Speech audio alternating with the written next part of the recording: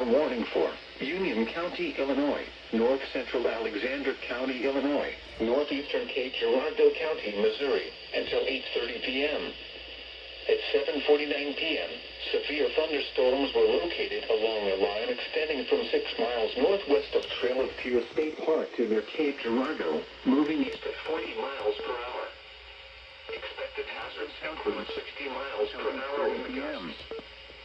At 7:49 p.m., severe thunderstorms were located along a line extending from 6 miles northwest of Trail of Tears State Park to near Cape Girardeau, moving east at 40 miles per hour. Expected hazards include 60 miles per hour.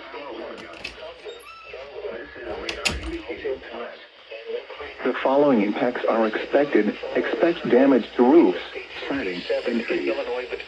Locations impacted include Cape Girardeau, Interstate 55 between mile markers 100 and 106. State Park, Cobden, Dongola, Ware, Alto Pass, and Mill Creek.